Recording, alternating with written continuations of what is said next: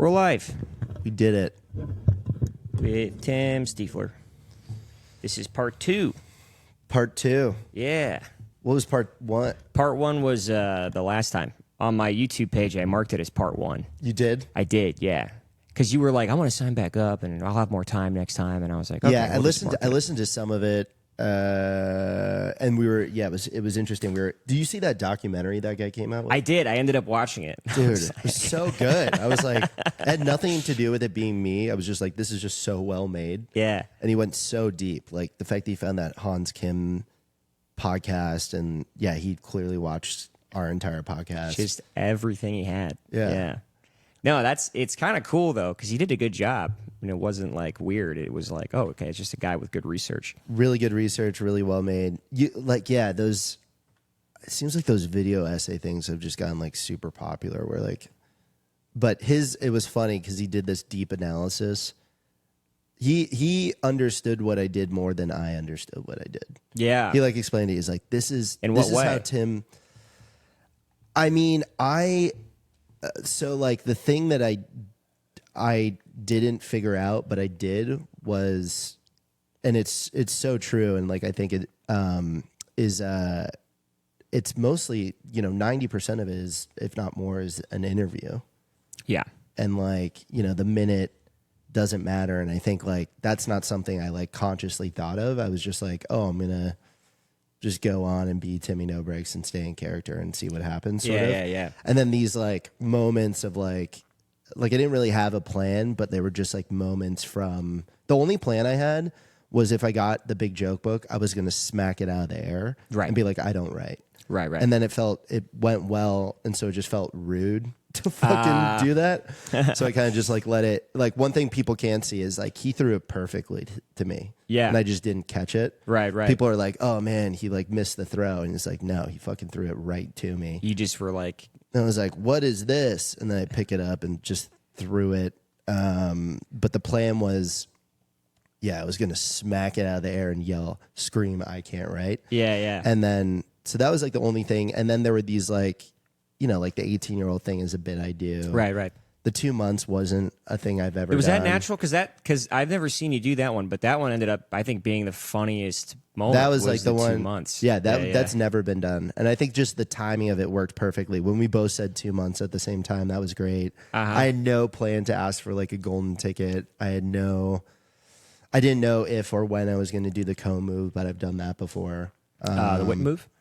The comb. Oh, the comb was great. Yeah, the comb was great. The guest being a guest here, I had no fucking idea. Like, so Yeah, part of it is like, and if I get back on, I'm not going to sign up, but if they have me back on, I'm like trying not to like plan what I'm going to do, but I'm also trying to like have ideas. So I know what I'm going to do for my minute, but like, yeah, it's terrifying because like the first time I got on, I was like, I don't give it, like I have nothing to lose.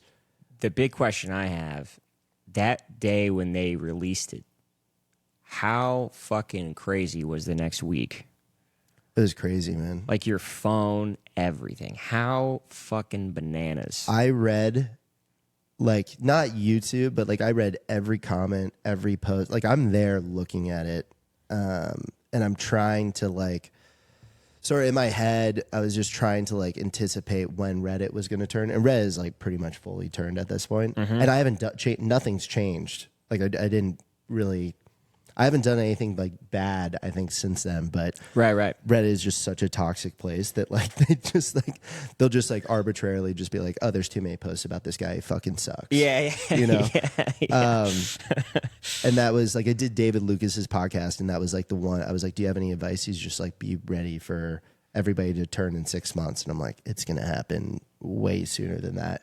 And I'm trying not to take it seriously. Like it doesn't really affect me now because like I know what I did went well. I didn't know it went that well, and I think it is like really overhyped. But so it doesn't affect me now. But the problem is like if I put out something that's kind of mid, or if I go back on and it's like not as good, which I don't know how I'm going to be able to deliver that again, then those things will probably hurt my feelings. But for now, I'm just like you're just being a hater because you are just a shitty person. And so Yeah. it doesn't bother me, but I can see it like getting to a place where it does. But I read everything. Yeah, like it we watched it, like I watched it with a couple people, and it was like we had the live chat going, and the live chat on YouTube is such a toxic chat. It's the worst thing ever. But we could see it going, and like people were like, "Oh, I like this guy," and we're like, "Oh, cool, that's good." I had no. Were you in the room? No, in Vulcan, no. No, you weren't in Vulcan. I signed up for the first show, and then I was like, I'm tired, and I went home. Yeah. So it was the last poll on the first show, Right. and I guess some people were you in Cheers? I was in Cheers. Okay. Yeah. Being in Vulcan sucked. Like it's not like they literally. I think they call it the cow pen because you are cattle, just like fucking herded into this thing. Can't really hear anything like that. And it had rained that day. So yeah, it was raining. Was it like muggy in there, or? Yeah, it was just like they have a speaker there, but it wasn't turned on. I don't know if it broke, so like we couldn't really hear or like enjoy it. We were kind of hearing stuff.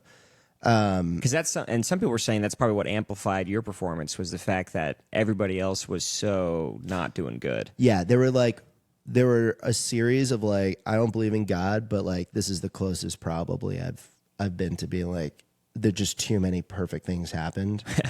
Like so it was like I was not writing Timmy No Brakes because you sign a release and you have to like write whatever you signed as. So I was doing Tim Stiefler, but so my plan was I'd be like, yeah, my name's Tim Stiefler, but I go by Timmy No Brakes, so you might want to buckle the fuck up. Like that's how I was gonna do it. But that day they had us re-sign a release. And I remember I put like Colt McNeely, who like is sick and like runs it, like he's running back and forth, and like we're like I was like, hey, can I like sign up as a character? He's like, I would not do that because like it never works and stuff. And I'm like, I'm gonna do it. And so I was like, all right, this guy's a dumbass. And Fuck so that guy, I'm doing it. That's awesome. I'm like, nah, whatever, dude. And so I signed up as Timmy No Brakes, and then I think and like Aya was like, are you sure? Like she like runs that too. Yeah. And I was like, yep, I'm just going to do it. Because there's no point. Like, why would you fucking... It's kind of like what I talked about last time. Like, if you're going to sign up as yourself, nothing's going to happen. Send it. You got to send it. And so it was like I got called up as Timmy No Brakes, which I think is good. And then that episode was so bad. And I don't... Like, you know, I think it's... People were like, the guests sucked. The bucket pool sucked. So it was just like a dull episode. And yeah, getting on at the end was like a blessing. Getting on at the end after a dull episode, let it pop. I think it being in Vulcan with comics and like a lot of the comics like know what it is, so they know what's we're kind going of pushing on. Things along a little bit. Yeah. So they keep the energy up, and then the crowd kind of goes, "Oh, they like it, okay." Like you know the part where it was like everybody was like, "Oh," you know, like the audience was doing that. That apparently Drew Nickens started that. Oh, really? Yeah. So it was like everything lined up, and then the other thing. Oh, this is the big thing that was like I was super lucky was the first time I got on. Like, which I also said, it was the one time I forgot my jacket. The plan was always to do Timmy No Brakes. And I was so nervous when I was terrified. But this time, not so much. Because I had done it, I was like, yeah, it was much, much more relaxed. And so if I had got on as Timmy No Brakes and been that nervous, it really might have gone very bad. Also, being in the room the whole time and probably seeing helps. the vibe and then getting thrown up there probably helps for sure, as opposed to just getting thrown into the mothership with no like concept of what the room is. Yeah. And I like the Black Kool-Aid Man is like a whatever roast, but like I saw him, I was like, cool, if I get pulled, that was the first thing that popped. And I wasn't thinking I was going to get pulled. The likelihood is so low. So it's like every single, and then it was like just, you know, everything was working. Yeah. And there was so much momentum, and like, you know, so there were, you know, it was like some preparation, but it was a lot of luck. So much luck.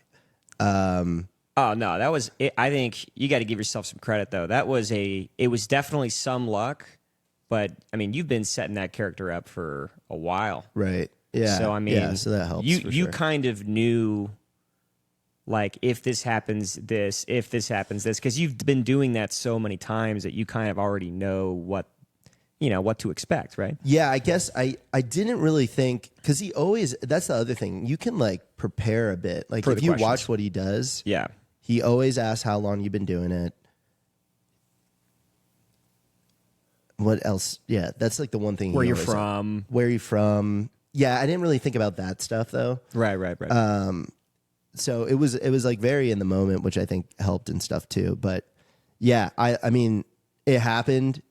I didn't know how well it went. People said it went pretty well, but I didn't expect anything. It's a pop off. Yeah, like Rachel Wolfson like told me to make a merch store and stuff like that. She was like, that was really good. Yeah. So, and she was super nice about it. But I thought at best, like the best I've ever heard of anybody getting out of Kill Tony, unless they like became a regular, even like golden tickets, is like 3,000 followers or something like that.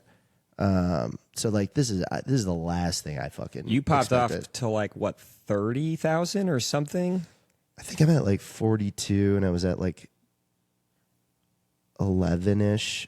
Yeah. So That's 12 maybe. So it's fucking incredible. 30. Yeah, It's it's amazing. crazy. It's so good. Fucking crazy. But I mean, I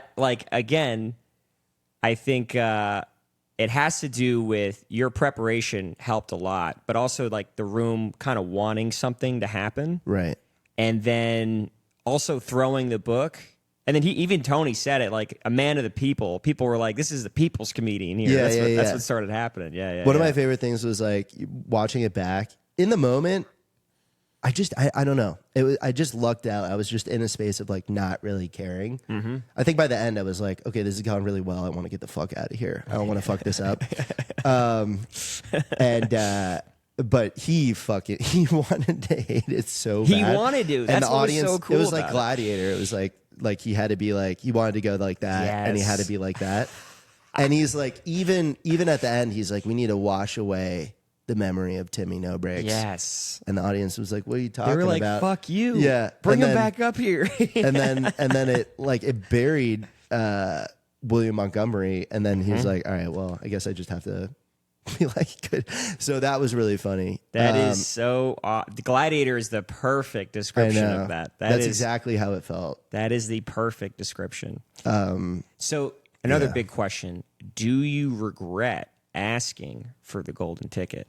No, Okay. no, not at all. It it felt right in the moment. It felt so in character for that guy Okay. to be like, again, that wasn't like a plan. To just like shove it in the face. Yeah, to be like, give me the golden ticket, bitch. I don't think he would have given it to me. I don't think so either. I don't like. Yeah, I don't think so either. I don't know. I mean, if I get back on, I don't know if he will. I don't know what will happen. But yeah, I think that helped like the lore of it. Yeah, of, like, yeah, this yeah, guy yeah. asked for a golden ticket, he didn't get it. The lore. Yeah, it's just like That's awesome. it's just like the character does not give a fuck. And I think a lot of people are like disappointed that it's not real. And it's like whatever. Because I saw so I'm not many. going to do this character forever. It's Right. more of an Adam Ray thing where it's like, I want to do a bunch of different characters. Just satirizing stand up and poking fun of the show and like all Yeah. that stuff. No, that's good. That's a good way of looking at it. Because then you can still be yourself. Because I think that can happen to someone is where if you're locked into a character, it's just like, okay, well then who are you though? I You do know what not mean? want to be Andrew Dice Clay. Yeah. Like I do not, and it was never meant to be like an Andrew Dice Clay thing. It really wasn't. It was just meant to be a bad comedian, and it just I had this leather jacket, and it's like, okay, well, he's like a New Yorker guy. It's anti-comedy. That's the beauty of it, like you said. Yeah, It's just like making fun of the process. yeah, and there's three types of people that like watch it. There's the people that don't get it, which I just think are such stupid.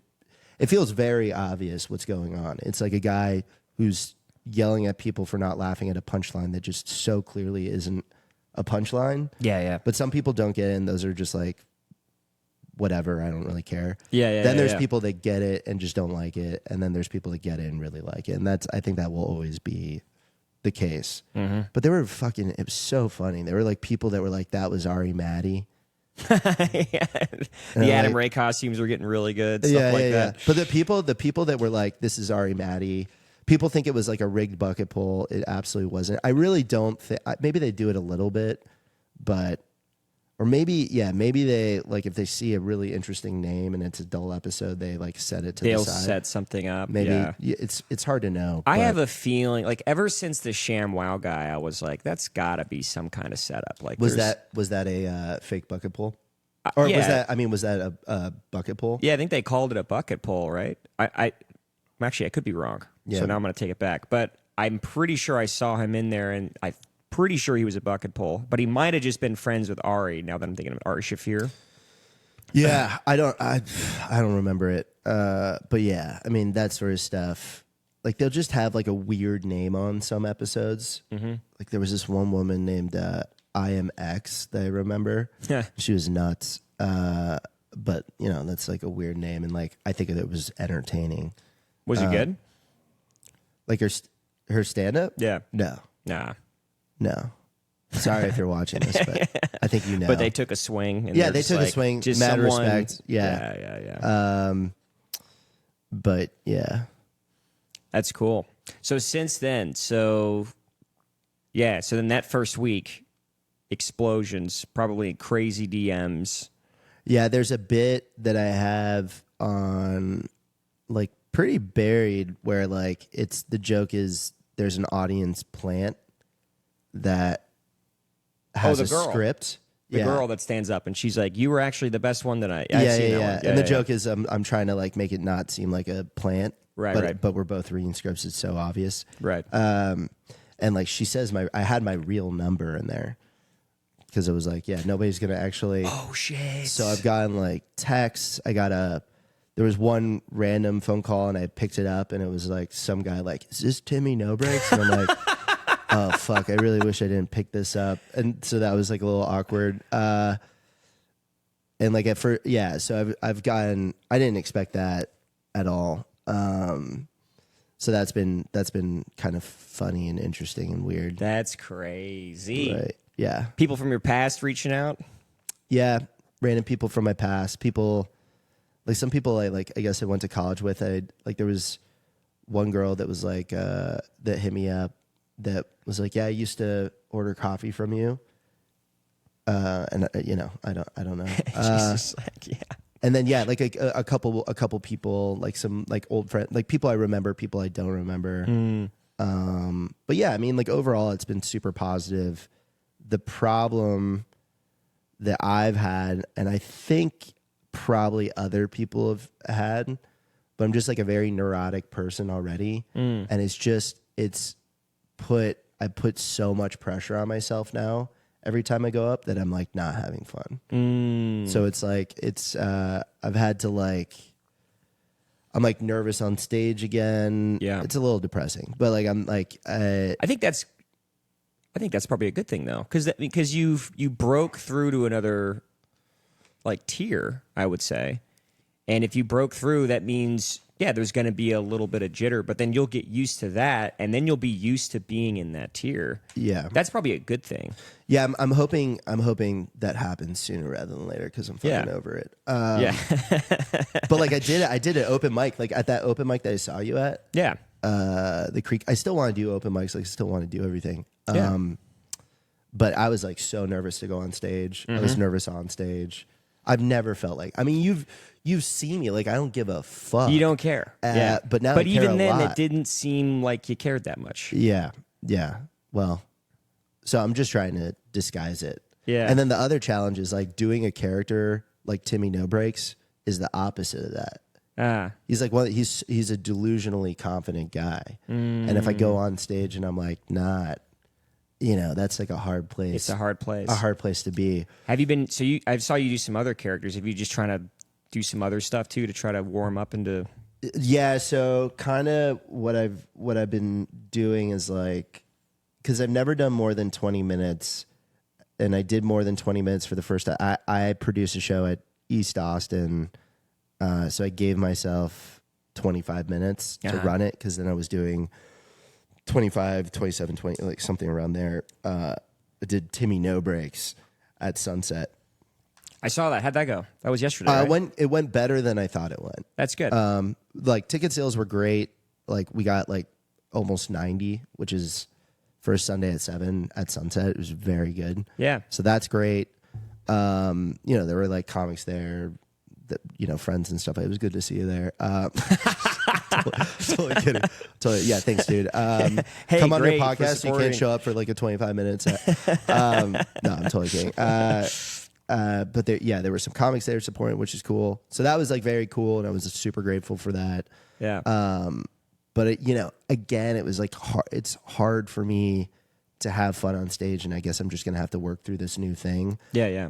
There were moments where I was like definitely in the pocket, feeling great, having a good time, and then there were like moments where I was like, I just want to get off stage. So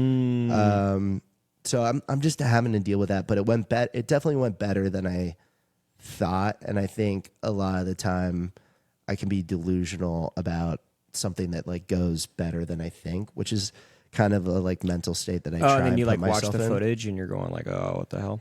I haven't even watched the footage, but I feel like it went bad and it didn't go bad. It like wasn't. It could have gone better. I could have done better. All that stuff. But Well, it's interesting because that's what you said about your Kill Tony appearance too. the first one, Oh, the second one. So I mean, you left and you said like, I think that went okay, but you didn't. But you only thought it went okay, but in reality, it went phenomenal. You know what I'm saying? Yeah, So I think your expectations are. yeah. And I kind of am stubborn about like wanting to stay because like we talked about this last time. Like I guess because I watched it and I was like, yeah, I said that. I hate people that like come off stage that bomb or have incredibly mid sets, And they're like, that went awesome. God, I fucking crushed. That's the most annoying thing in the world, and I so badly don't want to be that person. I might That you're negging overcompensate. yourself. Yeah. Yeah, it's a miserable existence, but Yeah, you never win. yeah. No, you got to give yourself some credit.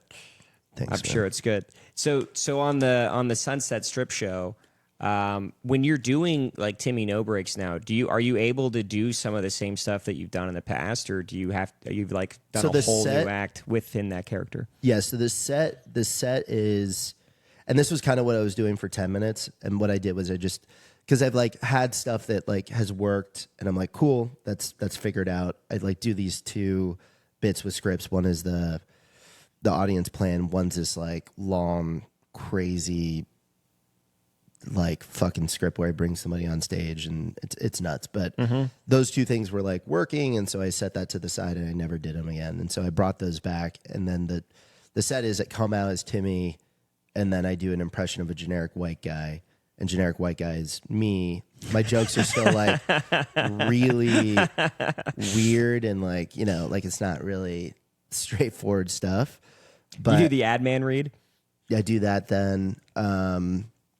And then I go back at the end to Timmy No Brakes. I'm like, that was an impression of a generic white guy. And I think one of the things I have to figure out is like the generic white guy impression might be too long now. Where I think there's like a perfect amount of time where people, when I come back, are like, oh, I forgot about that, but that was really cool. Right. And then I think it didn't get as big of a pop last night because I was doing generic white guy for like 15 minutes. So you're doing it too long, and then they start to actually see that person as you as opposed to the character. Which I think is like, Yeah. I thought that would be, the longer I go, the even better for like the surprise of, oh, you forgot that this was all an impression. But I might have to figure that out. I did more than 20 minutes for the first time. So I have to give myself some like grace of like, I'm putting these things together for the first time that weren't together before. Right. That reminds me, I've actually never seen Tony Pepperoni, but someone mentioned him, and what he does on his set was like after a while he just sort of breaks, and then he goes like, I've been doing this character for years and I hate it, and this is who I really am, and I'm trying to escape, and then he goes back into character again. Yeah. That's funny. So I hear it's like he's a little great. I hear he crushes. I've never seen him, but I know. Ever since your performance, I've been seeing a lot of people mention him, and they're like, yeah, it's in that realm. He should go on as Tony Pepperoni. Yeah, I've never even met the guy. I don't even know who he is. I met him. Yeah. Nice guy. I like went to Barn Springs with some people, and he was there. I don't think he does stand up that much anymore. Oh, really? Yeah, I don't really see him around. Okay. But he was like the original character guy. Yeah, yeah. And the original Italian character guy. He's not really doing like New York Italian, closer to No, Dice, he's doing Sebastian like Maniscalco. babada boobity. Like, that one. But yeah, I saw his act. I wrote down everything he did, and then I've just been doing that. Nice. But he does that. Hopefully, he comes back. But yeah, and then the next kind of stage to what I'm doing is having another character that's either going to be Kev Sex or this Hector Avocado guy. Kev Sex was really funny. Okay, should be Kev Sex. I think I saw it on Banana Phone, and I was like, that was funny as shit. And, I know. And then someone did what's your favorite form of public transportation? That was so good, dude. And I don't want to give away the punch, but it was like, God, that's so Somebody clever. in the audience said that? Yeah, like, what's your favorite form? I'm about to. Yeah, it's so good. Oh, shit. Yeah. Yeah. Yeah, and so it would be like maybe like a 5-minute guest spot as somebody like that. And then the host comes on. So the host comes on and is like, Hector Avocado, special poppin'. And then they come back on. They're like, Timmy No Brakes. And they come back on as Timmy No Brakes. And just fucking shit on the last guy. I'm like, that ugly guy piece of shit. sucks. Yeah, that guy sucks. Okay, I get it. So get the host on to make it seem like you're doing a rotation, and then just come back again. Yeah. Clearly come back as but like not acknowledge it, and Yeah. then just use that to like roast myself as a different person. Yeah, that's good. I like that. That's funny. So I think that will be like 35 minutes, and then maybe I could build out that 5-minute guy into a 10-minute bit. And then technically it becomes like get to like a 45-minute thing. And then I just have to figure out, because the goal is you get to an hour. So I just have to keep kind of figuring it out. But I'm nervous to like start over again, because I kind of, like doing another character, I'll be starting over and figuring out different stuff. Just bombing again. Nah, dude, you'll be fine. Nah, I think you'll be all right. You're in your head, but I think you're gonna be fine. I think it'll be you'll chew right through it and make it work. I'll get through this period, but it's been like the worst thing that's ever happened. I think the fact that this sucks. but the fact that it sucks is good though. I think that if it's sucking, that means that there's a challenge there, and it's better because I don't know, like you were. It seems like it was just waiting for Timmy No Brakes on Kill Tony. And now that that's happened, it's like, okay, this is the next stage, right? This is the next step. And part of the next stage is going on and doing it again. And it's just True. I'll try to learn some tools of like how to calm the fuck down. Right. But, ultimately I'll do the best I can. I'm going to stay in character no matter what. And, it's going to be hard to like recreate the magic of the first one. But, whatever happens, happens. Whatever happens, happens. What about Dumb Comedy Club? What's going on with that? So as of like 5 days ago, I decided to not move forward with it. And I invested like $50K, like, cause I like got bought out from my agency. So I had money from that. And it was like a year of work. Like we were almost at the point where we were signing the lease, like finally all the deal points. You said the realtor fucked you? Is that what was going on? Nobody fucked me. It was just basically the problem is if I do that, like the entire reason I was doing that was for stage time, and if stand up doesn't work, to have like a business and stuff like that, right? And start building another brand. But now that I'm getting more stage time, it's like, do I need this? Can I like really give a run at this without having to do that? And the reality is like I set up a like corporate structure where I had everybody in place, so I didn't have to do a lot of work on it.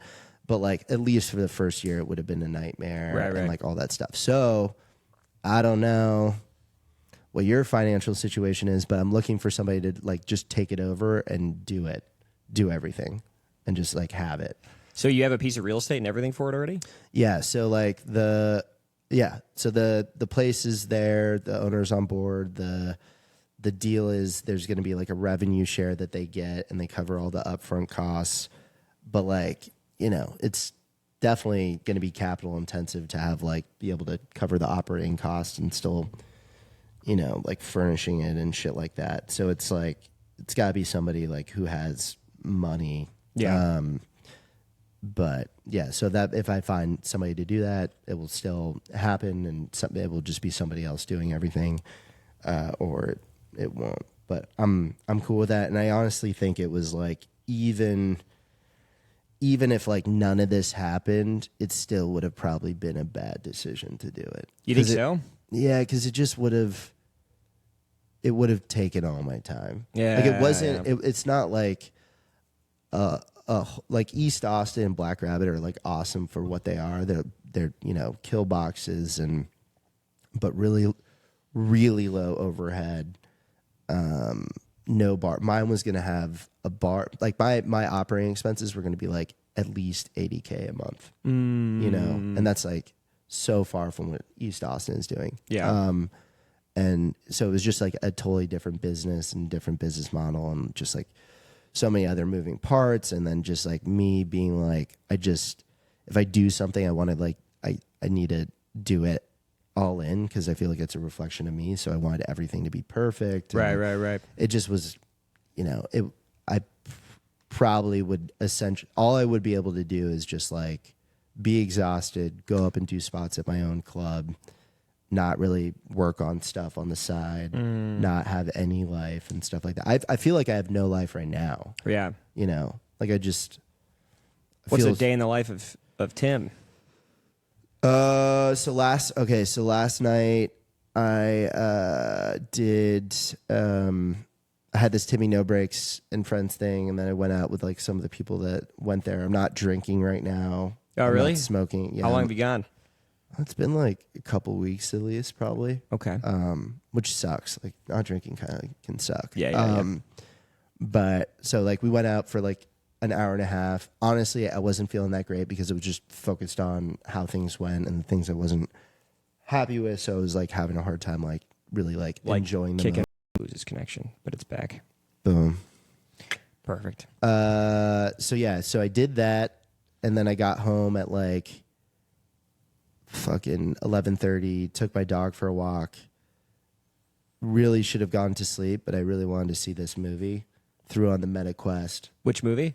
So I watched The Accountant, because I heard The Accountant 2 was really good. So you watched the first one? So I watched the first one 2 days ago, and then I've been like, and I wasn't able to see it the night before because I just got back so late. Yeah. So I like watched it last night, and then tossed into. I don't sleep well. I have like sleep apnea, so I'm trying to figure that shit out. I've just been having a hard time falling. So what do you think of Ben Affleck? I feel like I think he's a bad actor. I was saying this the other day. I think he's fucking amazing. Really? Have you seen The Accountant? I saw The Accountant a long time ago. I haven't seen the new one. You didn't think he was amazing? He totally embodied that. He was an autistic man. I don't know. I'll fucking die on that hill. I'm not saying he's always been a good actor. Like his work in Armageddon isn't like top tier. Yeah. But Pearl Harbor? He's become like so good, in my opinion. Yeah, I think the opposite. That's amazing. Watch your fucking mouth. Because like when I see Gone Girl, that's what I think is his best movie is Gone Girl. Yeah, he did really good in it, right? He did, but I feel like they were like, we just need you to be an asshole. And he goes, perfect, I am one. And he just had to be himself. Well, he was the opposite. I mean, he's kind of an asshole in his own right, but like he's like autistic. And I'm like, yeah, I totally. And like somehow he made the character so interesting too. But I don't know. Like watching him, just like, oh yeah, this guy worked so hard to like nail this character. Is kind of how it looks. Well, maybe I'm being an asshole, but I don't know. Yeah, I look at think him and I'm great. like, I just feel like he's always just being himself, and he's not really acting. It's just like, this is just me. Well, he's an autistic man. And he's like the most beta. He's the most beta, like flawed, autistic. Like, yeah, he's the opposite of like Batman. I have to watch it. I have to watch it. Because Batman's another one. I didn't watch him in Batman, but like from what I understand, he was like the one good thing about it. That's what I heard. Again, in Batman, they're just like, just be a quiet, like self-loathing asshole, and he's just like, "What's up?" Like I thought Robert Pattinson's Batman was like kind of boring. Yeah, like I like that agree. movie, but I agree like with I was that. just like, I think it was kind of boring. yeah, But then Christian Bale's that was good. Yeah, he was really good. That's clearly the best one. Yeah, I would say Christian Bale. I've seen some scenes from Batman, or like You never seen Dark Knight? no, Batman versus Superman. I'm talking about the Ben Affleck one, and he seemed pretty solid. I watched the trailers. I was like, yeah, this guy seems bad. There's a scene where he like just everybody's running away from a falling building and he's running towards it. I was like, fuck yeah, dude, that's so badass. That's so badass. And everybody fucking, when it was announced that he was going to be Batman, everybody was just shitting Losing on their him. shit. Yeah, they were like, this is terrible. And then, it came out and I don't know, the narrative changed. I feel like the star of that is Henry Cavill. Superman Henry Cavill. Cavill. Excuse me. All right. He The amount of disrespect I know, I'm coming from you. now- This is Timmy No Brakes coming out. It's just like but Henry Cavill in he's so much less interesting in Superman. Superman is such a boring fucking character. I don't know if I'm going to see the new one. But I would agree, but I think he's a good enough actor. Man, maybe I'm just lost in his eyes. Henry maybe I'm being Cavill. gay. Henry Cavill rules. Like Yes. watch A Man from U.N.C.L.E. and have you ever heard that movie? A Man from U.N.C.L.E.? The Man from U.N.C.L.E. or something? No, I never watched that. Oh, dude, it's so good. I'll have to watch that. He's a fucking star, dude. He's so good. The guy is fucking good. Yeah, I wonder how this new Superman's going to be. I'm so over superhero movies. I'm kind of over him too. I was talking with Taylor about it. I was like, they should just do more of like the Deadpool, Wolverine, like super crazy R-rated, insane crossover shit. Yeah, I'm surprised they're not doing more R-rated stuff. Because basically Wolverine came out and that was all R-rated, or Deadpool came out, then Wolverine came out. Yeah, And it seems like every R-rated Marvel movie is he's a banger. yeah. And then the last one that they did that was part of like the actual sequence, which was the Multiverse of Madness. You remember when Scarlet Witch like blows up all the Fantastic Four people? Oh, I didn't watch that. That clip was everywhere for me. Like all I saw was that clip. Wait, And- Doctor Strange Multiverse of Madness? Yeah. Was that good? It was okay, but that clip of her just like roasting the Fantastic Four in the most gruesome R-rated way. Wait, that was PG-13, I thought. I think it might have been, but it was gruesome, those scenes. Like the scenes were like she was blowing people's heads up. Like it was crazy. What? And it might have been PG-13. You can look it up. How's But it possible? it was bananas, the shit that was happening on that. Damn. And it was good. It was a fun watch. Like you watch it and you're like, this is entertaining. Well, the because thing at is- this point, the storyline is like, who gives a fuck about the storyline? Yeah, the thing is, like the kids, like even like Gen Z is like grown up now, so they can see R-rated movies. Like the people Right. that were seeing these like early Marvel movies are like all over the age of like 18 now. Exactly. Anyone So that they should lean in. exactly anyone that cared about Infinity War is now in their 20s. Right. When they were watching it at like 15, 16. Right. Yeah. I'm I so agree. over those movies though. I was on board. I fell off before Infinity War was the last movie I watched, and I liked Infinity War. I tried watching Endgame, and I was like, which I heard that one was good, but I didn't watch it. But yeah, I'm so over that shit. I liked Infinity War and Endgame. Endgame. After that, I watched a few of them, and I was like, this is really going downhill fast. What's your opinion on Tom Cruise? This is heartbreaking, Eric. Okay. This is so hard to sit through. Let me I'm hold about to on. walk out. Let me say my opinion on Tom Cruise. I do think he will do more for a good movie than anybody in Hollywood. Mm-hmm. Top Gun Maverick was fucking amazing. That is an amazing film. For sure. He is probably one of the greatest actors that ever lived. Whoa. What are you about to say? But something about him is a little weird, don't you think? There's something off about the guy, right? Oh, yeah, for sure. But like every movie, are you talking about him as a person? As a person. Oh, yeah, I can't really. I can't even put my finger on You it. might be like, the Scientology. I don't know. I'm not even talking about him as a person. I'm just talking about him as As an actor, an actor. love him. Oh, okay. All right. Fantastic. We're on the same page. Okay. All right. Sick. With Tom Cruise. Tight, sick. Who's another one? Who's another big actor? Brad Pitt. Brad Pitt. I think also a good actor, but I think what bothers me about him is that he knows he's handsome, but he's pretending that he's not. and it makes Does me he mad. do that? Does he do that? Yeah, like in Bullet Train, the whole time it's like, dude, you're handsome. And He's acting not pretending to be handsome? like, I'm aloof and I'm just a goofy guy and I'm kind of funny. And it's like, right. bro, you're handsome. You're the heartthrob. Just be the fucking heartthrob. Leo? Great actor. The whole thing with him dating 19-year-olds is a little strange. That is a little weird. But Yeah. I mean, he's having a good time. So Yeah, good for him. good for him. Is he going that young? He's going young. Yeah. I saw another thing about him dating some 19-year-old. It's always him on a boat with a 19-year-old. Damn. And it's like, damn, that is kind of crazy. Really fucking young. It's really crazy. But again, like, if that's his thing, like, I don't know. It's legal. It's legal. It's odd. It's legal. It's odd, yeah. Yeah. But he's probably the epitome of A-list. I feel like. Yeah. Definitely up there. I'm trying to think girls. Like Margot Robbie. She's good. It's crazy to be that hot and that good. Because normally I feel like a lot of people... And she seems really down to earth, too. Yeah. Yeah, which is crazy. But I think, though... My goal is to, like, try and date her, maybe. Yeah, she's married. Sorry. Is she faithful?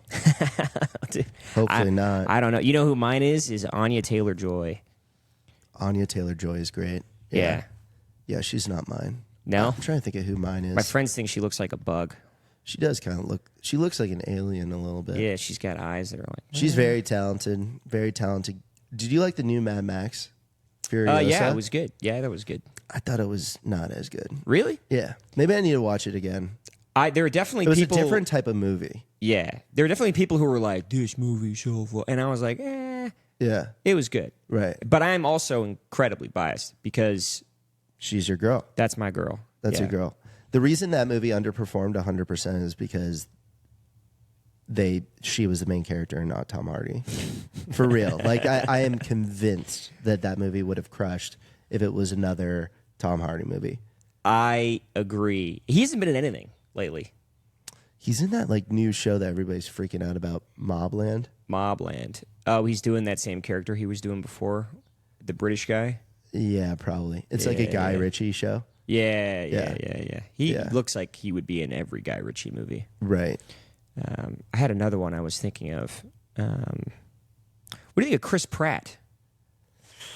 He, I don't get the hate about him. My issue with him is he has no integrity in terms of the roles he chooses. Oh, what do you mean? He just does like bad movies. Like he's just in bad movies. Like I respect people who are like to me it's like Tom Cruise will, do everything he can to be in a good movie, make the movie good. I really respect that.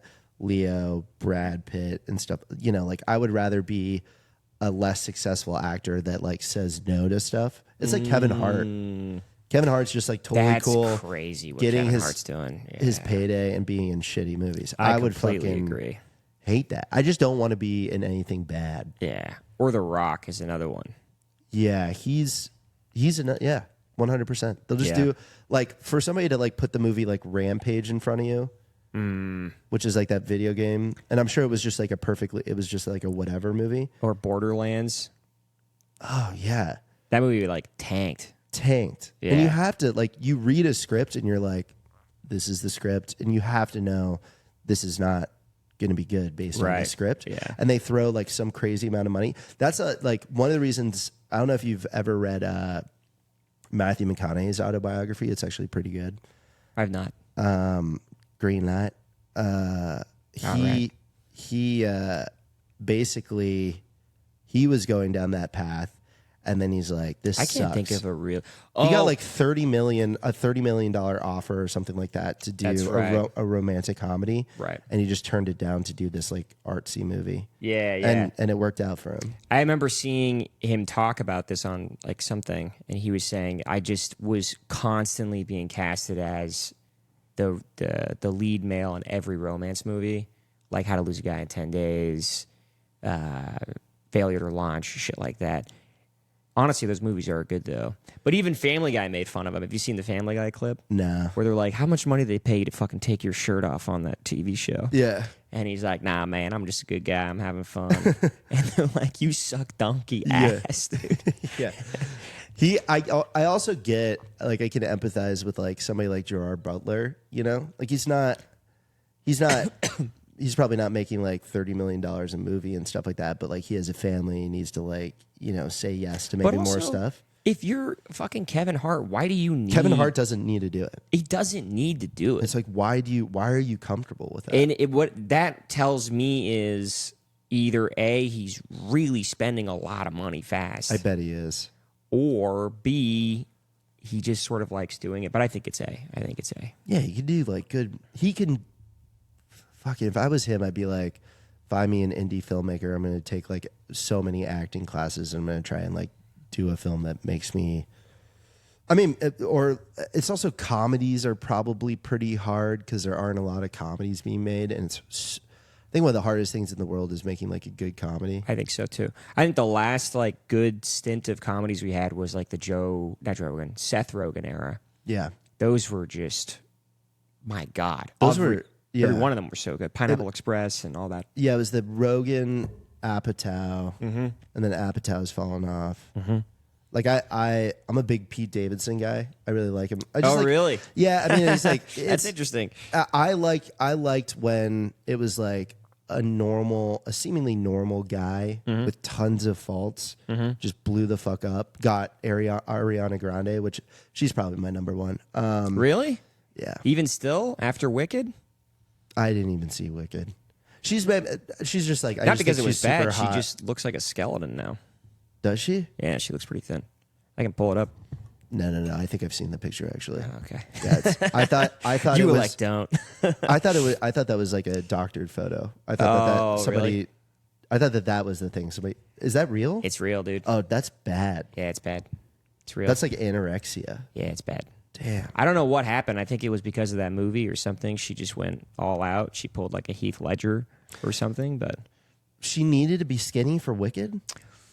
I don't know. It's like a movie where she doesn't have to be skinny for Wicked, you know? Yeah, she was wicked skinny though. But boom, nailed it. Boom. God, just come up with that on the fly. Dude, you wrote that. You wrote that. It is what it is, you know. That's why you tried to bring up Wicked right there, because you're like, I'm gonna get that. This was all a setup. Yeah, but she definitely, definitely not the kind of girl that I. But when Pete Davidson was dating her, she definitely looked better there.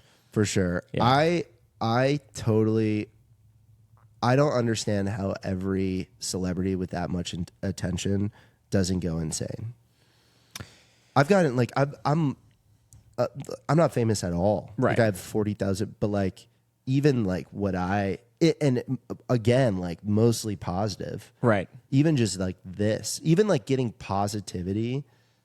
Like I think the byproduct of that, and I got connected with somebody who is more established than me, or like somebody asked them for advice because I like told this one girl in the scene who's like more established after a set at East Austin on Saturday where I like literally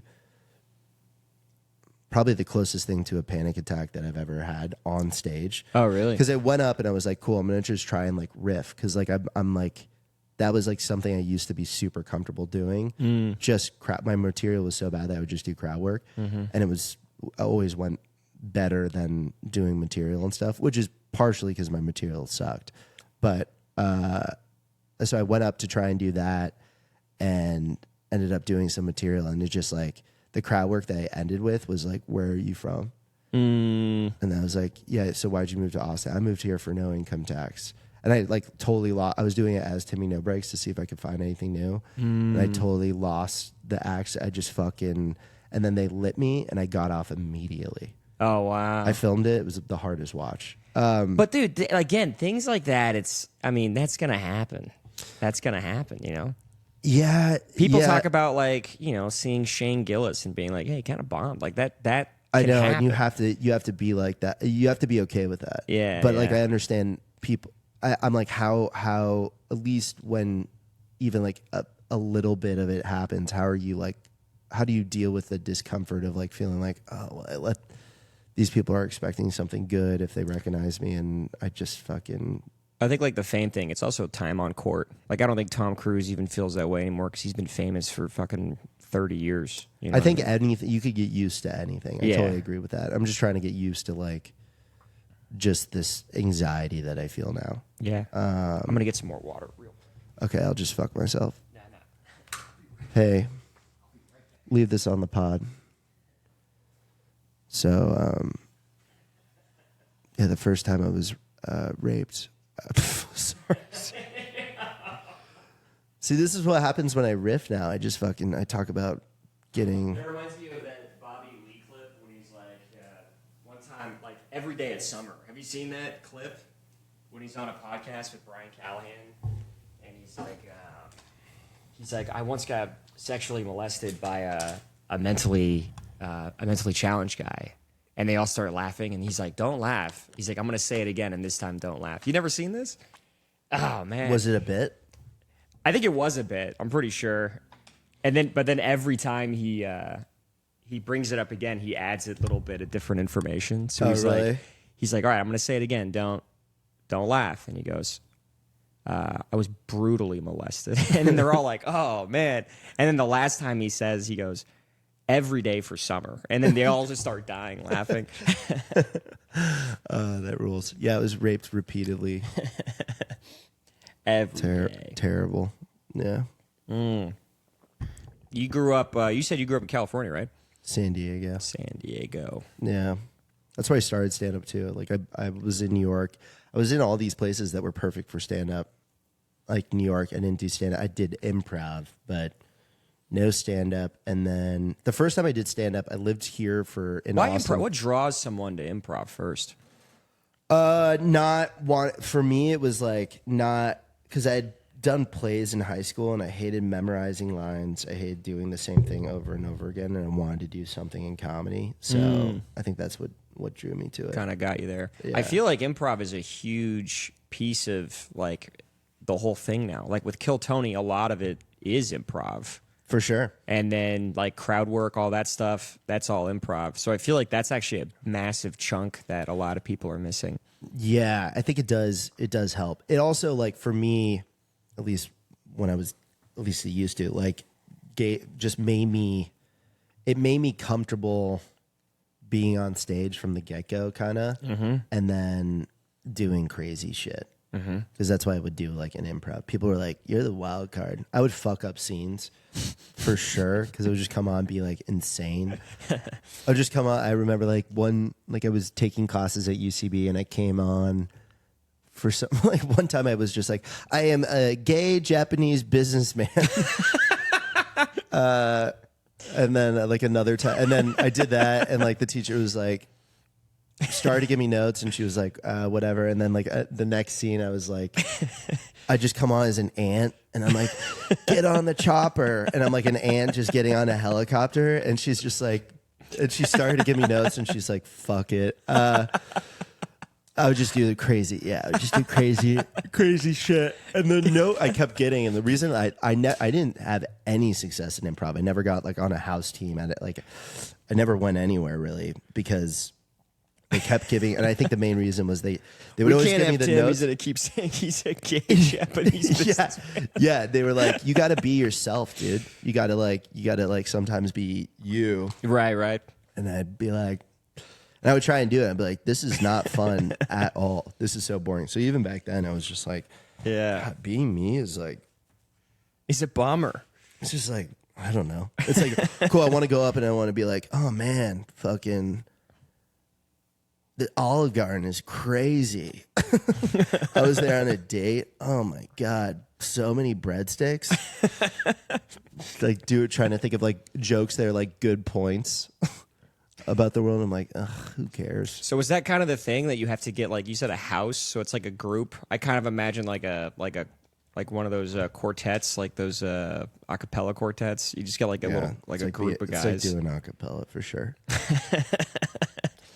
No, yeah, kind of. I mean, it's, so you basically, you take classes and then you try to form like a practice group where you like meet up during the week and have like a coach and you just like run scenes, and then you get on like indie shows, which are like shows at bars and stuff. But the goal you're trying to work towards, and it's very competitive. It's like, oh, really? Yeah. I mean, in New York, I did in New York and LA, and it's just like a ton of people doing it. It's the same thing as stand up. I think there's like more crazy. It's so much more annoying though than stand up.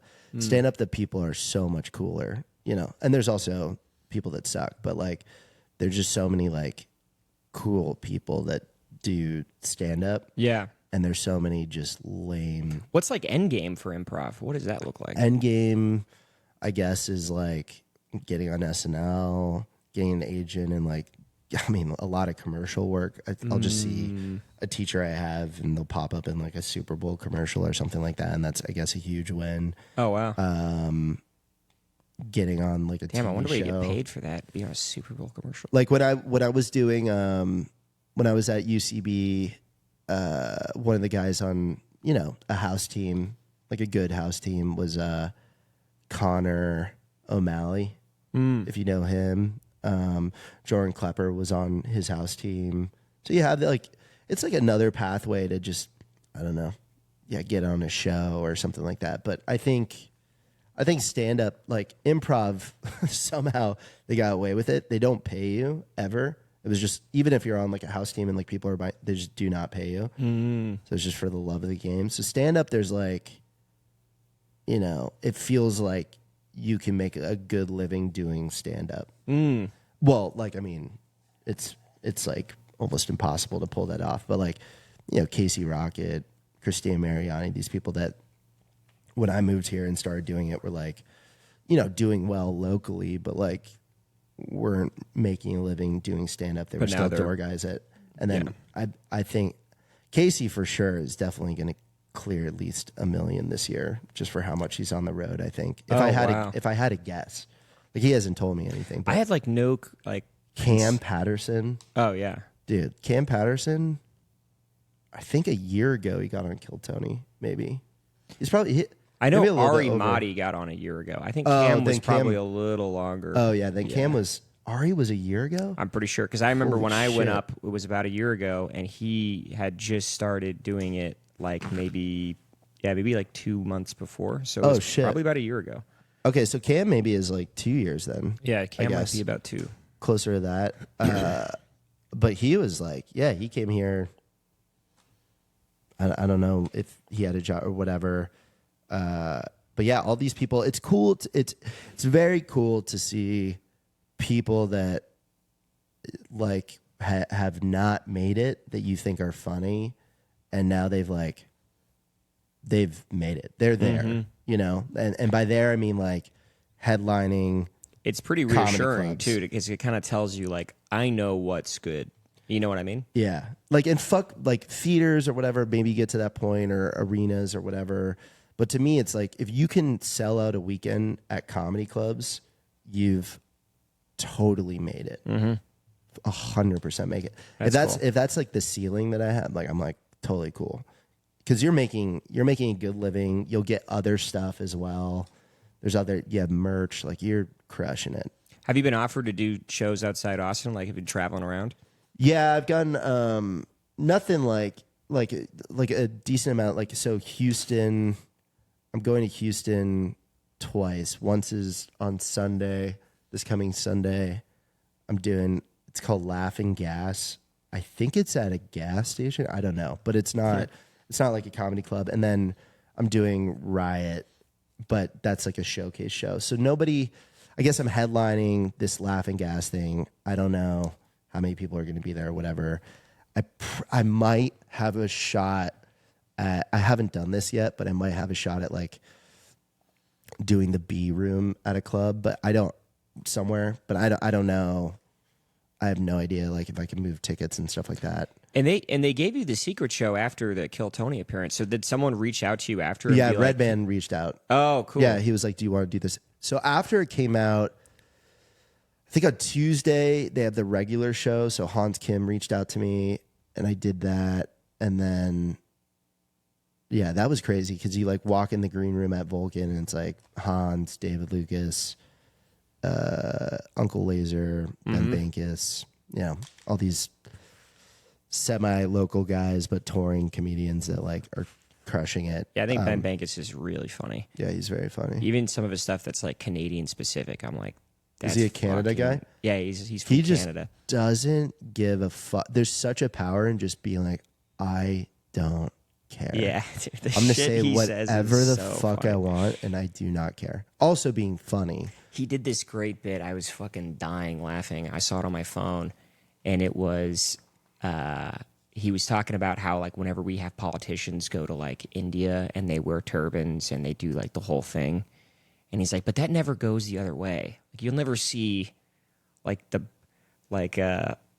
prime minister of India like at a Red Sox game and just be like.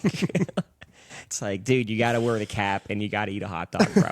It's like You got to eat pork. You got to like. You need to be fuck respectful. your religion. You're in Did America. he go there? Now. Did he talk?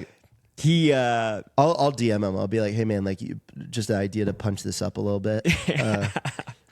I think he was talking about like a Canadian specific hockey game or something, but it was just so funny because that is just such a great point. That stuff. I mean, to me, that's like being yourself and doing stand up and finding humor in life is something that's it. very impressive. That's the dream. Yeah, that's very it. impressive. Yeah, yeah. And that's for me, it's it's just it's not as exciting. But I tried to do that. I have one bit that I think that I still isn't like the best bit, but it's the only bit I have that's like a good point, which is, have you ever seen me do that yoga bit? Oh, I Basically, feel like it's maybe. like it's like the child's pose. Like if you look at the child's pose, that's funny. And I get in a child's pose, I'm like, what about this makes you think of a child? Like what the fuck? Like that's a good point. That's like the only traditional stand-up bit where I'm like, okay, this. But even with that, I'm like, I do that. You do an act out though. Yeah, I do it. Which is, Yeah. I guess, yeah, it's I think I started by being like, yeah, child's pose is crazy. Like, yeah, that's not really going to do it because it's like, fuck, I have to get on the ground and do this. Yeah, yeah. But it's How did you think of that one? Were you at a yoga studio? no, it just popped in. So much stuff just like will You're just just pop in eating your a head. donut and you're like, Child's pose. No, I was thinking about fucking. yo. Cut. But Sponsored by BetterHelp. yeah, I know. Fucking kids. Yeah. They're great. If you struggle with like pedophilic thoughts, they have great therapists for that on BetterHelp. I wonder if they have pedophiles like therapy specialists. They must. Damn, because it's a mental illness. That is a great question. I don't know what they would do. Here's the thing. They should have that. That way there's just some sort of outlet. Otherwise they just explode all over, kids, which is not good. That's crazy. Cut to a clip. Cut to a clip. No. Let's roll it. I want to see the visual of that. Because here's also a very good point. And this is gonna make me sound like a pedophile for sure. Okay. But I still think I think it's genuinely true. Like it's something you're born with. Yeah. And it's like not your fault. No, I agree. And if it doesn't make you evil to have thoughts or desires, it makes you evil to act on those thoughts and desires for sure. So there's probably pedophiles out there who it just fucking sucks. Like they unfortunately are attracted to that and they don't act on it and they don't tell people about it or whatever. That's just the truth. Those aren't evil people. 100% You're just unlucky. It sucks. Because I have definitely seen You've definitely had thoughts. like a big pair of boobs. And You're I'm like, what if I just squeeze those things? Yeah. But then my, society and all that clicks in and I'm like, I Can't do be, that. Can't be doing that. You know what I mean? And there's literally, yeah. So it's like, if you don't act on it, if you're a pedophile that doesn't act on it, you're not a bad person. You're a saint. You're a great guy. Dude, you're what a fucking heck good guy. There's pedophiles that are like fucking the best that That humanity honestly has. might be the best guy, is a pedophile that never once even remotely It would make him acted on it at so all. happy to just fuck a kid, but And they will he's not do it. Never done it. Never done it. So I think there should be like, therapy for that. Yeah. But man, that is being born with a micro penis, being a pedophile. Like there's just certain things that's just like That sucks. cracks me up so much to to be a pedophile your whole life. You never act on it. You make it all the way to death. You get to heaven, and God's like, bro, I didn't think you'd make it. Dude, you made it? You here all the kids you could possibly want here. You're in, Nothing's real. Here you go. We Fuck set these you kids. up to fail. Yeah, you're like top tier. There's another floor to heaven for people like you. You're the best. You go to super heaven. Yeah. There's got to be like another tier of heaven for like, yeah, you're a pretty good guy. Crazy to think super heaven is just people fucking. All pedophiles, just people fucking kids. Be like, yeah, 100, just unlimited virgins. No, they deserved it. They deserved it. They stuck it out. Yeah. That's so fucked. Hey, run with that. Be brave. Take that to the stage. Yeah, yeah. You know, I can't one be guy doing that somehow it blows my mind. I can't believe he makes it work. But like, that guy Adam Lucky just has just looks like he looks and talks about fucking kids. Like talks about his daughter. Like he has a joke about his daughter not being his type and crushes. And it's very funny. that sounds very funny. But I've never seen anybody lean into pedophilia and lean into like material that's out the gate, lean into it and get away with it, make it funny. You know, when have somehow be likable. I think it's like micro seen that. expressions is honestly what I think it comes down. If they can see that you had a moment of, ooh, is that too much? If the audience even sees a moment of that, then they're already like, well, why aren't you super confident about what you're saying? You know what I mean? But if you're just confident and completely in it, then they're like, okay, I guess he's kidding around, like he's fucking around. Yeah, I guess there's something to people that just. You know that guy Keith Ray? He gave me advice once where it's like you just keep doing it until the audience just gives in. You just don't stop.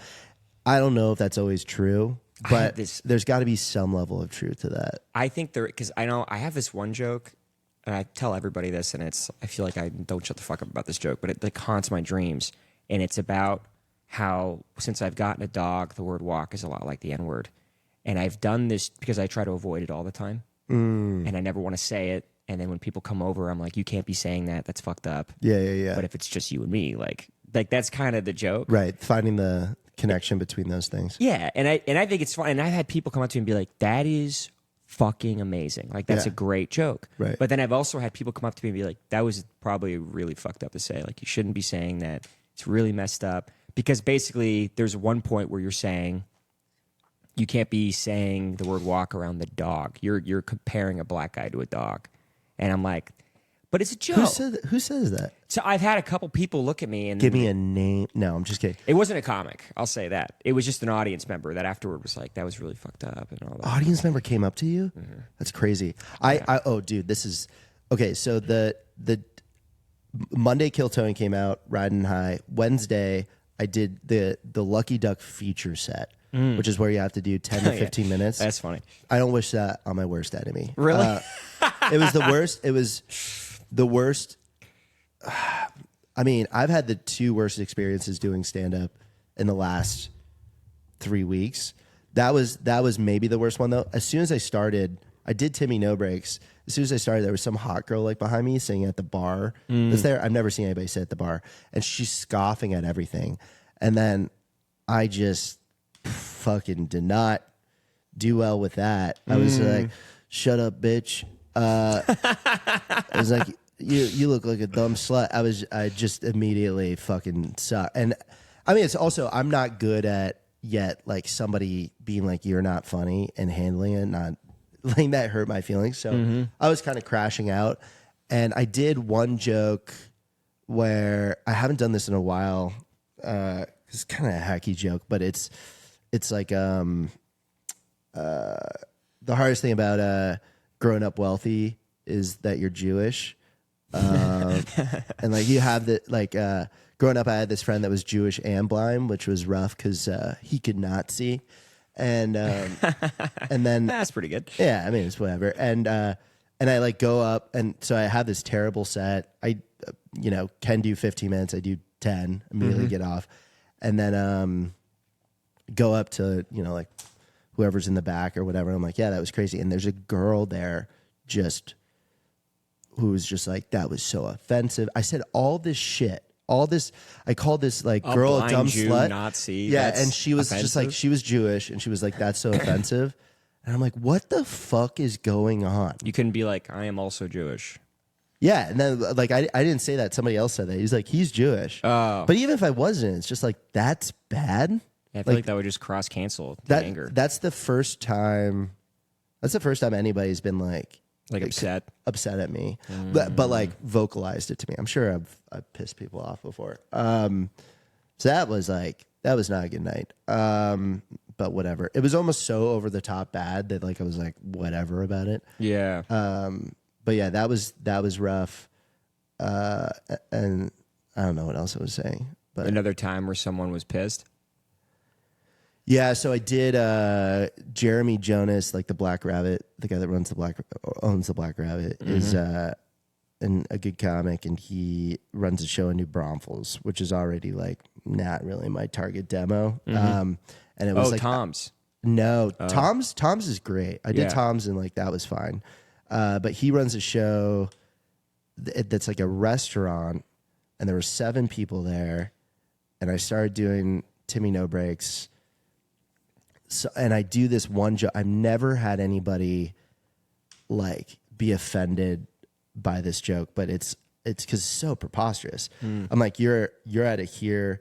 I need you. I'm like, you're out of here. I need you out of here. Let me hear you laugh. And then they do their laugh. I'm like, no.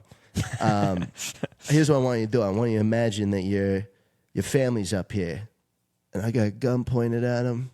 And if you don't laugh good, they're gone. Let me hear you laugh. And when I said, and I got a gun pointed at him, this woman in the front is like, nope, don't do that.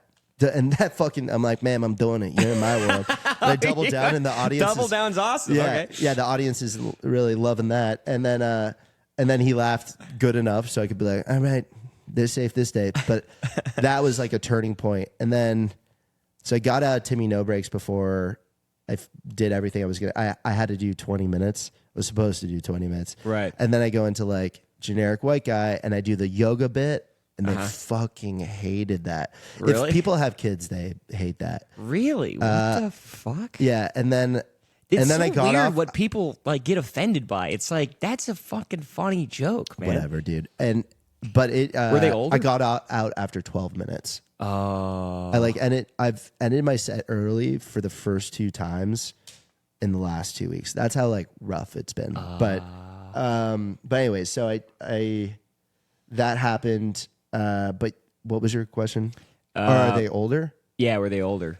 Yeah, it was older. The people that like looked most disgusted, they were like probably a couple in their 30s. Oh, really? But they were all pretty disgusted by it.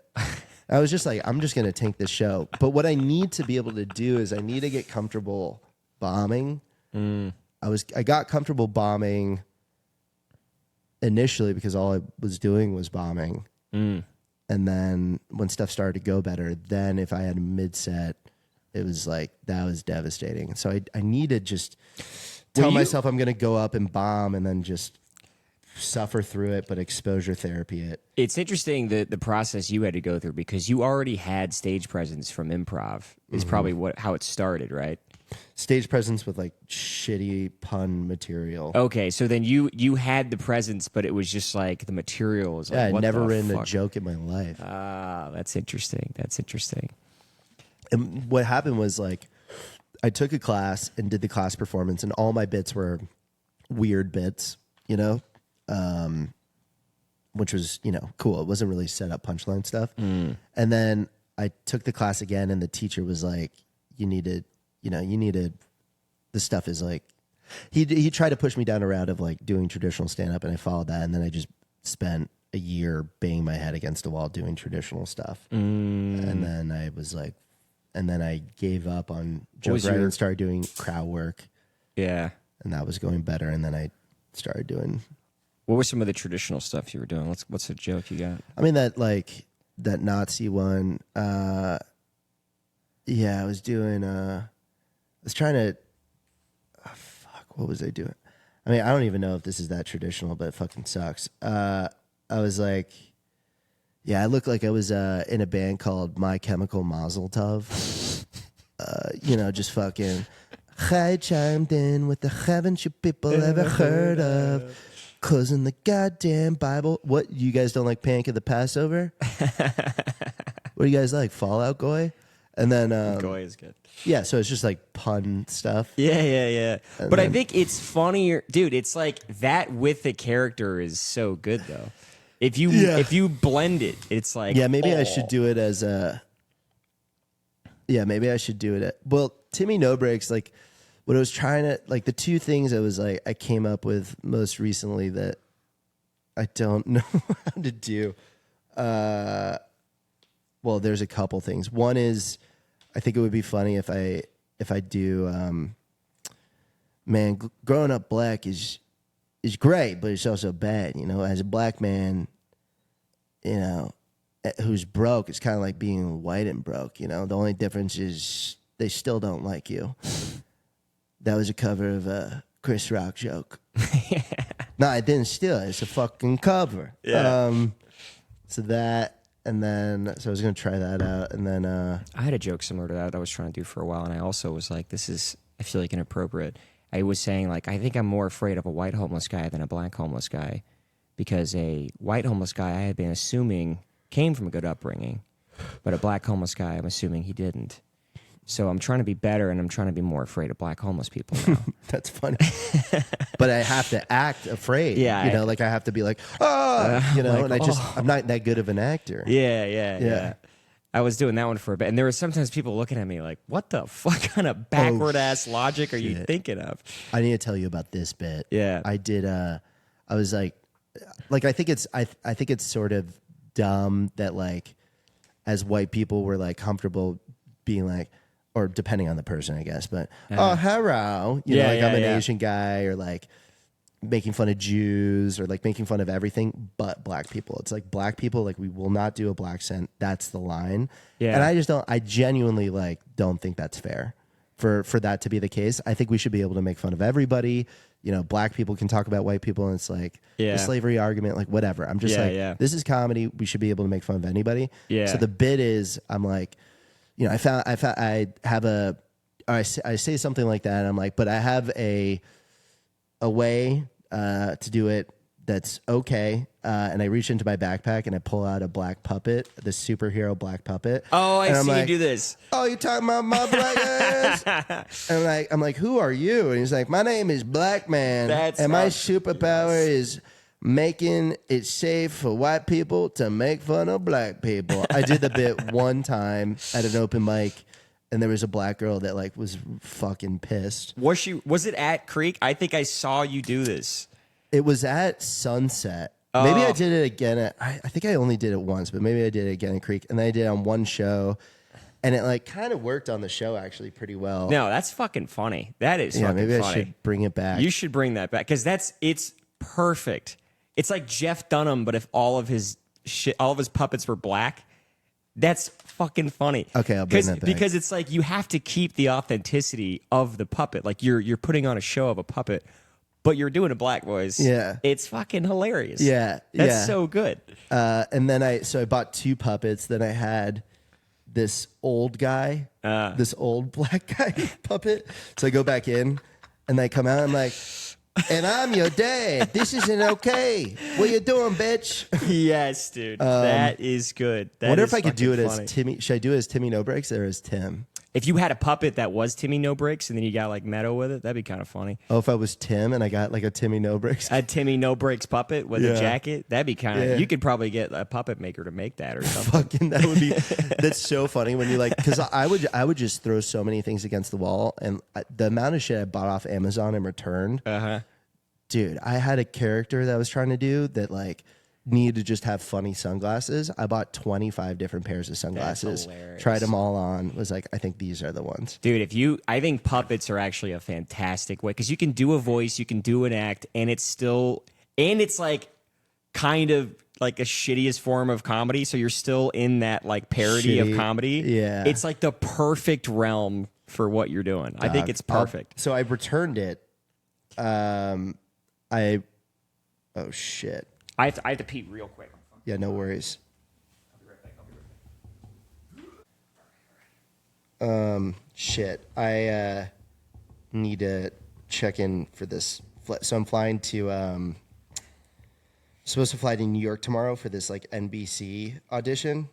Oh shit. And they might have canceled. Like apparently there's thunderstorms. So, Dude, all week there's been those thunder. You hear about those girls up north? well, not. Oh yeah, I guess maybe it's here. Yeah. So I might be fucked, which sucks, dude. You trying to cancel the flight? Well,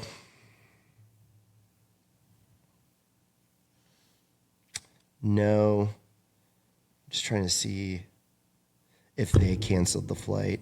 I just need to check in really quick. Yeah. Take your time. Yeah, the puppet idea is fucking. I think that's great. You got to lean back into that because you could pull off a Chinese puppet, a Japanese puppet. You could just go the whole racist 9 yards. You could do a tour around the world with that. Make it like Epcot or something. So one of the hard things is like going into my, because I have to bring my backpack on stage. So the one time I did it, I did it at Eddie Lursa's. I did it at barber shop. Okay. Like a Dominican barber shop show. Yeah, yeah. So I don't know if, and there was one black person in the audience, and then there was one black person in the audience, and he, and at the end of the bit, I was like, "So, what do you like think about that?" And I was like, and that was like a good dismount, and I don't think he liked it. I think It's the lifetime review. That's fucking funny. like, yeah, some people fucking are gonna like it no matter what. But you just have to be, with this shit, you just have to be fucking so comfortable. You just have to just send it, dude, and just look at their face while you're doing it. I think I really need to get back to like a fuck it mindset. Yeah. You know what I mean? Yeah. But Well, if you like, I don't know. Also, just like keep going to the open mics and just try them at just like little like whatever fucking places. yeah, I'm still an open mic. I'm still gonna hit these open mics. Dude. Yeah. That's the move. Still want like even if somehow, let's say I get to like a Casey Rocket level where I have like 300,000 followers doing it, I always like want to be an open mic guy. Yeah. I always want to be a man of the people. I think it's really awesome when you like I'm at an open mic and then I'll see someone that's pretty high level, like even Christiana. Like I'll see her at random open mics. She'll and go. I'm like, yeah, it that's makes me cool. respect them so much more because it just like the fact that they're working on stuff. Yeah, it's just like I got something I want to try, and it's like fuck it, I want to try it at the place, you know. Yeah. So have you seen Hector Avocado? You do that? Yes, I saw you do it at NAR. Okay, so you saw me do that. I don't think it worked that well that night. Yeah. And you've seen Kev Sex? Yes, Okay. Which one should I focus on next? I like Kev Sex. Okay, I'll focus on Kev Sex. I think that one, but I mean, I saw Hector Avocado once, and it was the worst night, like you said. Yeah. So, but I've seen Kev Sex twice or three times, and both times I was dying laughing. Okay. It was pretty fucking funny. I don't know if it's going to be a comic bit or something the audience can get on. I was like thinking maybe we could workshop this. I was thinking, so I'm like, it's very intense for me to come out and be like, I was fucking this girl in the ass raw. So I was thinking about like, I was fucking this girl in the beehive raw, like just call it a beehive for no reason. Yeah. Do you think that makes it easier? I think. I was fucking this girl, or I could just take out in the ass. Why do you want to start with it right away? Why do you want to come out with it right away? Because to me, that's what a guy with a traumatic brain injury who's mentally retarded would do. I think it's funny in like if you go from like a Timmy No Brakes to that, and then you do that for a bit, and then go back. I think that's kind of funny. Yeah, I was. So maybe. So the thing is, well, should I do like Timmy No Brakes? Because it wouldn't. Yeah, I wonder if it would work to be Timmy No Brakes and be like, this is an example of one of these fucking open mic Austin comedians. Yeah. Check this out. Because like, well, one of the things I like about it is he has an intro song that fucking sucks. Oh, So I remember. I forgot that piece. Yeah. And then because I posted a clip of like the time it went best, which was Black Rabbit, and I like the song plays, and then I jump. Like I have my back to the audience. It's so fucking stupid. And then I jump around, and then I'm like, so I was fucking this girl in the ass raw. To me, that's so funny. To just like the music cuts out. I do this jump move that I think is, as a character, I think is cool. It's the lamest fucking thing ever.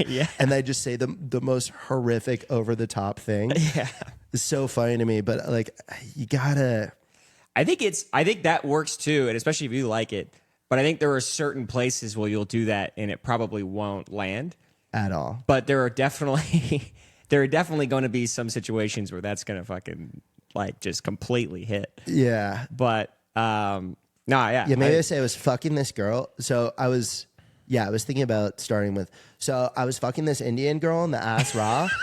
Next thing I know, I'm about to bust. So I pull out, hit her with a triple roper, and she's like, thank you, come again.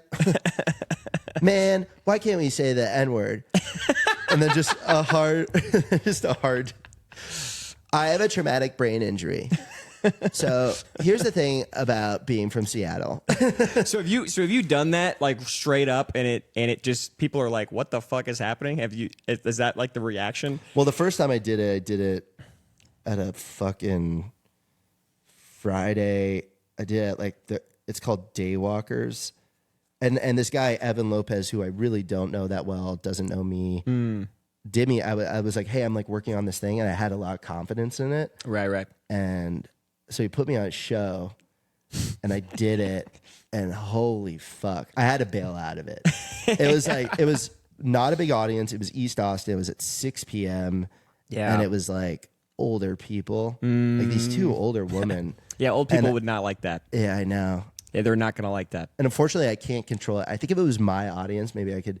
Dude, the funniest stand-up special I've ever seen. It's just 15 minutes, and it's one of Sam Hyde's guys. It's he does a character called Alex Bot, and he's a robot, and he's just an edgelord. Who's Alex Hydes? Sam Hyde. Do you know Sam Hyde? No, let me look him up. Can I show you? Can we?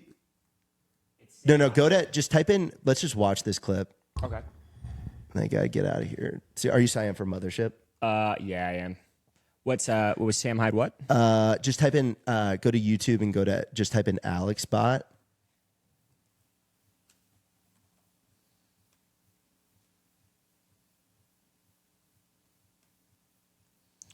Yeah, I'm signing up with Charlie. Alex Bot. Oh. Is it this? That one. This bottom one? 145K. The fact that it's only got 145,000 is fucking criminal. Okay, there's one. Scroll maybe to the middle. There's one bit that My fucking cursor's weak. Sorry. No, you're good. No, sorry. In the video. It's like 15 minutes. So I'm just trying to show you this one bit. This looks crazy. Yeah. This looks like robot. Just try there. Yeah. Right here? Yeah. Let's see. Okay. Keep going. This is crazy. Keep going. Keep going.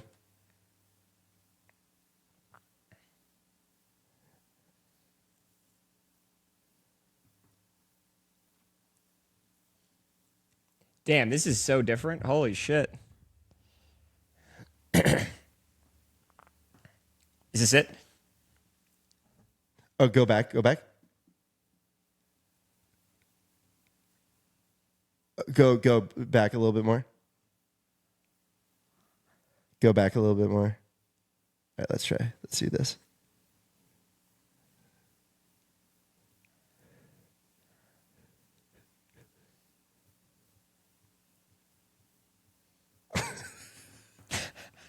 This is so.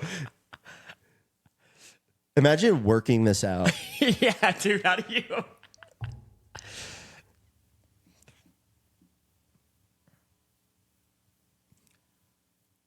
Dude, what on earth?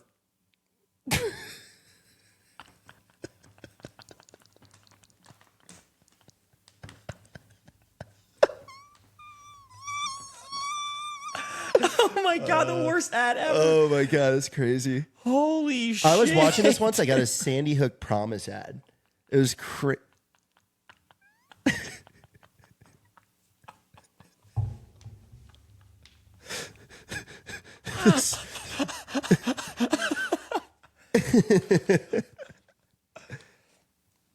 Oh my God.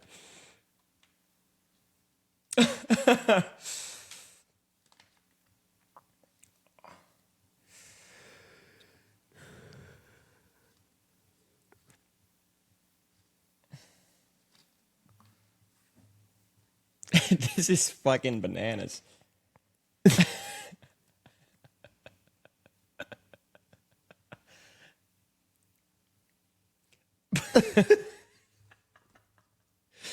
It's definitely the N word is being said.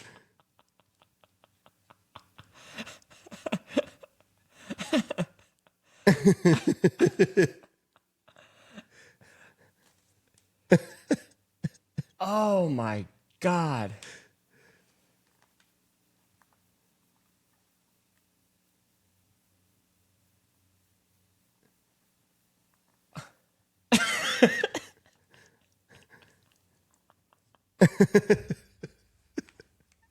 Dude, oh my God.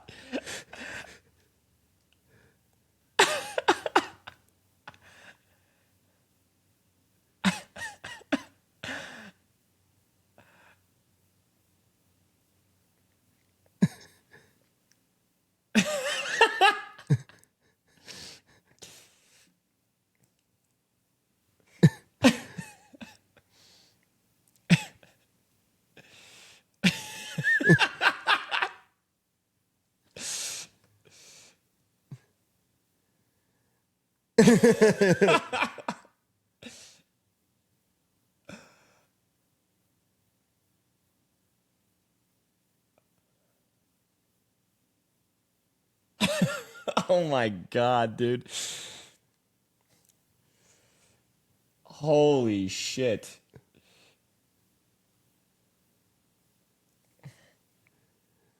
Yeah, just you got to watch the whole thing. It's all amazing. Oh my God. It's so good. Alex Spot, full stand-up special. Okay, that actually had me in fucking tears. So he's wait, oh shit. Holy- Pull oh, it. sorry. Can you go back really quick? Yeah.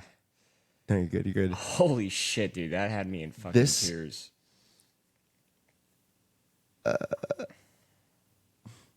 So in the suggested videos on the right, go down. Oh, okay, go up. You have to. Okay, so MD presents Alex Schultz Vanilla N-word. So you can watch that too. And he is just a white guy screaming the N-word. It's just like and he's getting away with it. It's so like it's so funny. He's like, I hate racists, and then just screams the N-word. Yeah. Like just says like this is how the guy talks. Oh my It's fucking nuts. It's nuts. And he does another one. And he's a white guy? He does these characters. Yeah, he's a white dude. If you do it, so this is the same guy. If you do it, if you're a character, the robot is genius. The thing about the robot that's so genius is that you're not saying it. It's just like an automated voice. Yeah, in this one he says it.